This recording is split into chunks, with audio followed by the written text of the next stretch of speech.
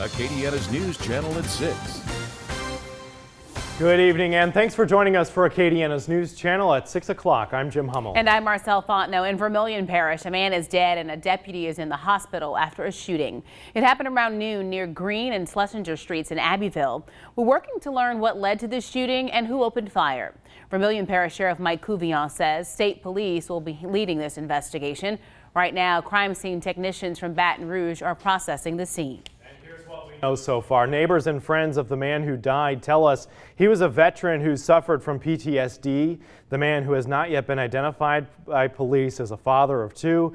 As for the deputy who was wounded, we know he was brought to the hospital by other deputies. We're working to learn more about his condition.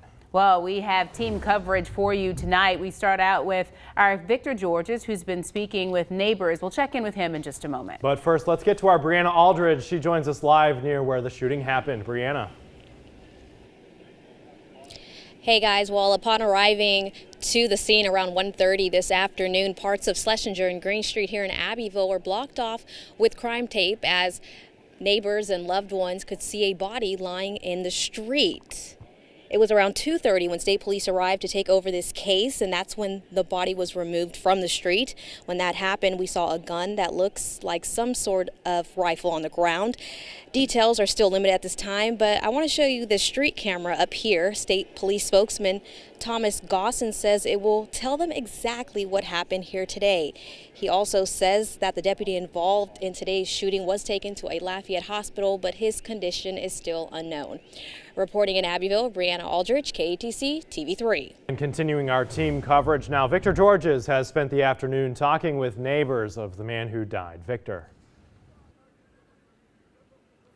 Yeah, so neighbors I've spoken to all day basically say the same thing. He was outgoing, he was friendly, and he was a good father.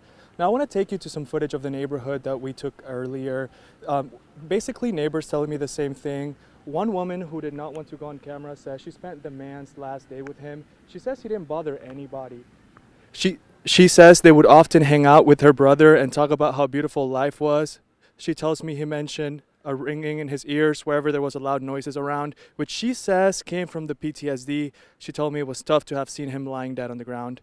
Other neighbors tell me he was approached by deputies first to take him to a local mental institution to treat his PTSD, and officials have not confirmed this information, but many neighbors have told me the same thing. Neighbors also tell me that he loved playing music on his driveway for the whole neighborhood. That's all we have for now. We'll keep you updated on the air and online. I'm in Abbeville. Victor Georges, KATC TV3. And for the latest information on this case and any developments throughout the night, we'll have that posted over at KATC.com.